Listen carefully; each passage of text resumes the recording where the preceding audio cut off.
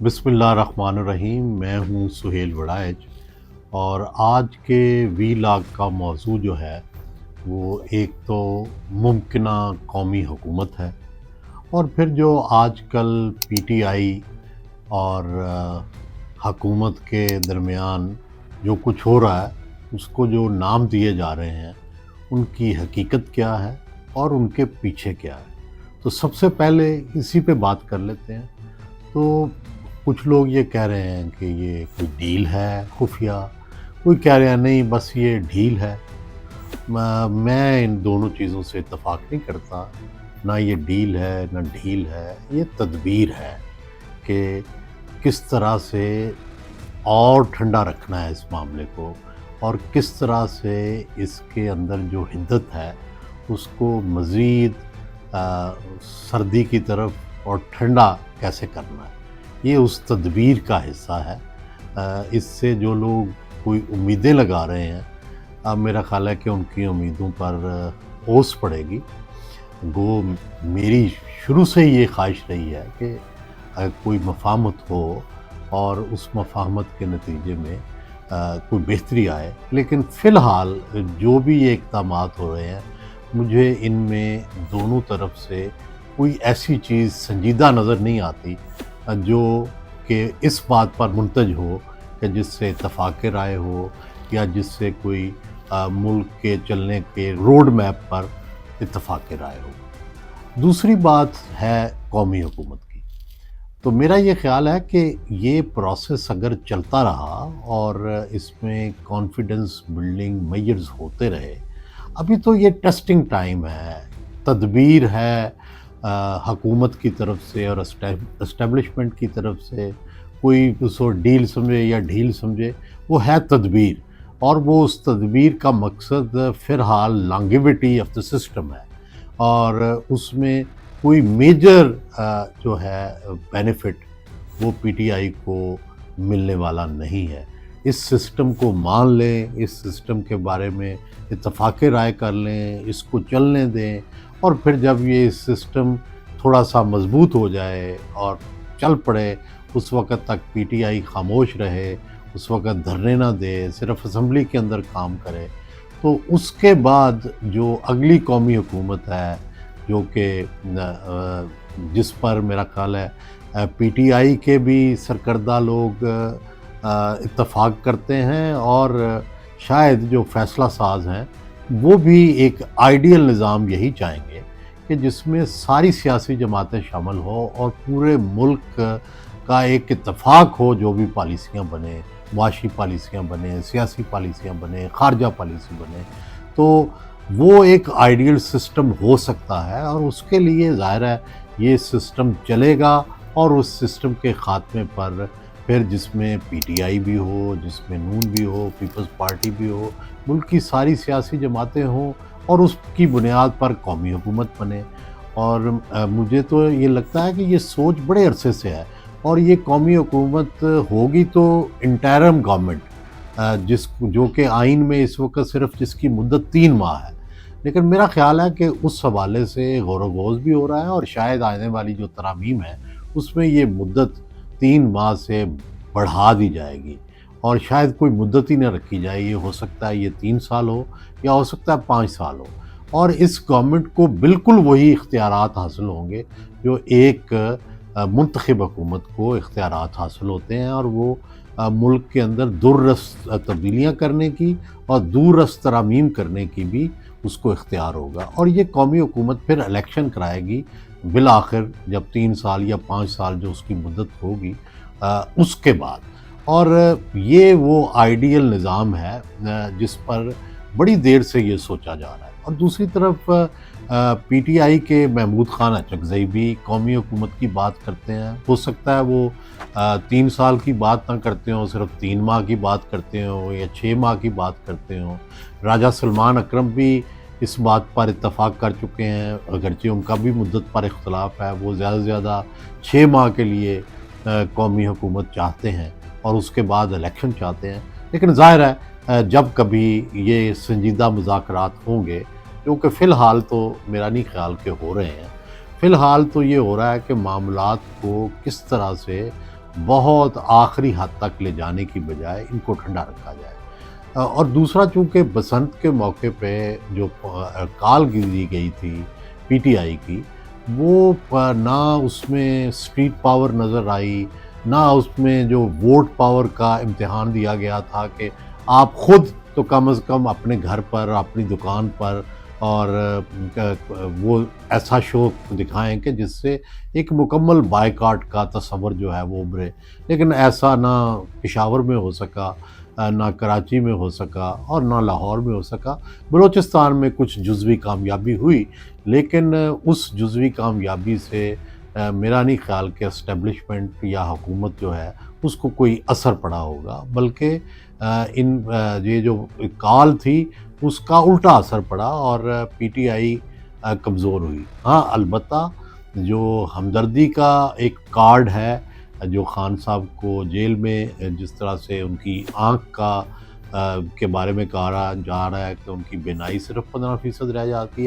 رہ گئی ہے، تو یہ معاملہ نواز شریف کے زمانے میں بھی آپ دیکھیں کہ کس طرح سے ہمدردی کا کارڈ جو تھا وہ اچانک سامنے آیا تھا، اور کس طرح سے پھر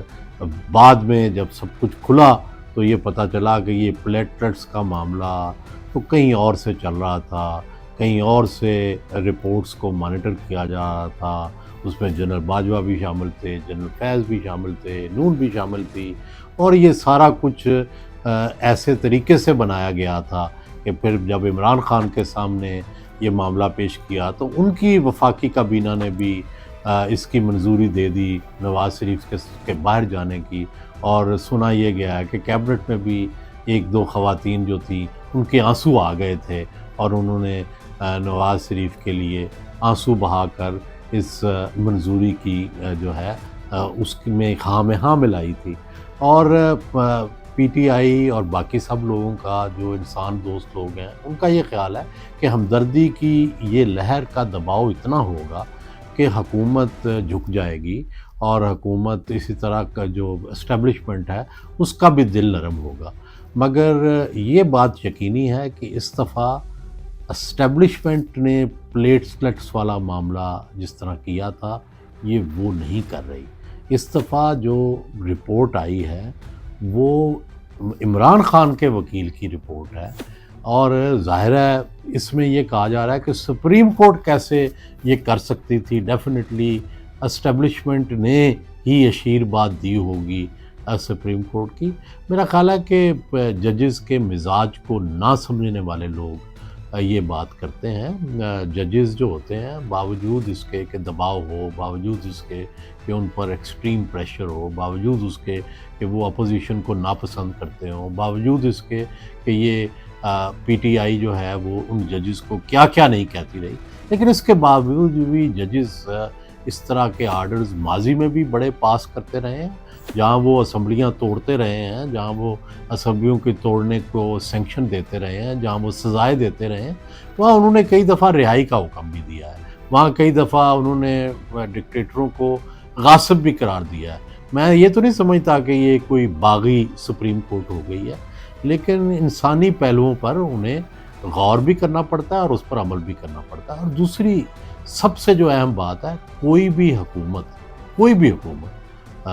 چاہے وہ کسی فوجی کی حکومت ہو یا کسی سولین کی حکومت ہو، وہ کبھی بھی نہیں یہ چاہتے کہ ان کا یہ تاثر ایک ظالم حکومت کا جائے۔ ان کے مخالف جو مرضی کہتے رہے، لیکن جب ان کے حامی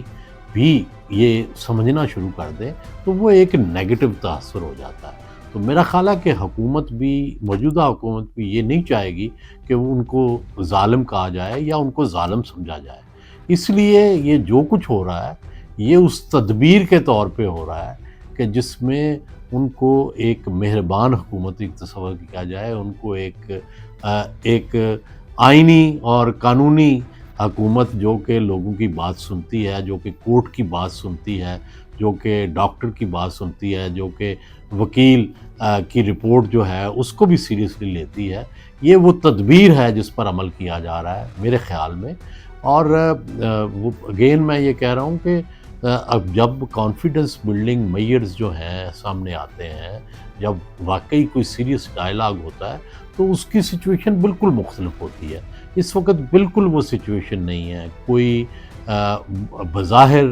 مجھے کوئی اتنا بڑا ریلیف بھی نظر نہیں آ رہا کہ خان صاحب کو بنی گالہ بھیج دیا جائے، یا وہ بہت عرصے سے، میں تو یہ کہہ رہا ہوں کہ 2024 کے بعد سے یہ آپشن موجود ہے، لیکن اس آپشن کے ساتھ جو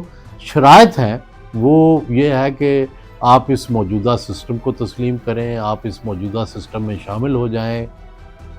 کوئی مظاہرہ نہیں ہوگا، کوئی جو ہے وہ دھرنا نہیں ہوگا، کوئی اس طرح کی ڈسٹربنس نہیں ہوگی، اور تاکہ کیونکہ فوکس جو ہے وہ معیشت ہے، اور معیشت کے لیے جو ہے وہ سب سیاسی جماعتوں کا جتنا بھی اس میں ایک کنسنسس ہو جائے، وہ تو ظاہر ہے اسٹیبلشمنٹ بھی چاہتی ہے، اور شاید کہیں دور عمران خان کے لوگوں کو بھی اس کا فائدہ ہو. تو یہ ایک نقطہ اشتراک ہو سکتا ہے، اور اس نقطہ اشتراک کی طرف بڑھ سکتے ہیں، لیکن اس کے لیے ابھی بڑا وقت لگے گا. ظاہر ہے میرا تو یہ آئیڈیل ہے کہ یہ کاش ایسا ہو جائے، لیکن فی الحال میری یہ خواہش جلدی جلدی پوری ہوتی نظر نہیں آتی. اور یہ ہوگا ضرور کہ عمران خان صاحب کے جیل میں معائنے بھی ہوں گے، شاید انہیں اسپتال بھی لے جایا جائے، لیکن کوئی بہت بڑی مہربانی نہ حکومت کرنے والی ہے، کیونکہ حکومت کو یہ پتہ ہے کہ ہم نے یہ مہربانی کر دی تو ہمارے پاؤں بھی اکھڑ جائیں گے، اور پھر دن ہی گنے جائیں گے کہ کس دن جو ہے وہ دھڑم تختہ ہوگا. تو میرا یہ خیال ہے کہ پی ٹی آئی جتنی دیر تک اپنے انتقام کے نعروں کو بند نہیں کرتی، اس وقت تک کیسے کوئی کنسنسس ہو سکتا ہے. انہیں چاہیے کہ کم از کم مستقبل کے بارے میں جو وہ اس طرح کی بات کرتے ہیں، جب محترمہ بے نظیر بھٹو کے قتل کا بدلہ نہیں لے سکی، بلکہ جب وہ پرائم منسٹر تھیں تو انہیں وہ چیف جسٹس بھی برداشت کرنا پڑا جس نے بھٹو کی پھانسی پر دستخط کیے ہوئے تھے. تو یہاں تو اس طرح کے دل خراش واقعات ہیں کہ جو ہے آپ کو پاکستان کی تاریخ پڑھ لیں تو آپ کو وقت کے ساتھ چلنا پڑتا ہے، اور پھر وقت آنے پر جب آپ کو موقع ملے اور پھر کوئی قانونی طریقہ، آئینی طریقہ آپ ضرور اختیار کریں. لیکن یہ جو سر عام جو ہے دھمکیاں، انتقام کی بات، اس کے بعد کون ہے جو انہیں راستہ دے گا؟ تو راستہ لینے کے لیے ہمیشہ نرم لہجہ، نرم گفتگو یہ کرنی چاہیے، اور وہ پی ٹی آئی نہیں کر رہی، اور اس وجہ سے راستہ بھی نہیں مل رہا.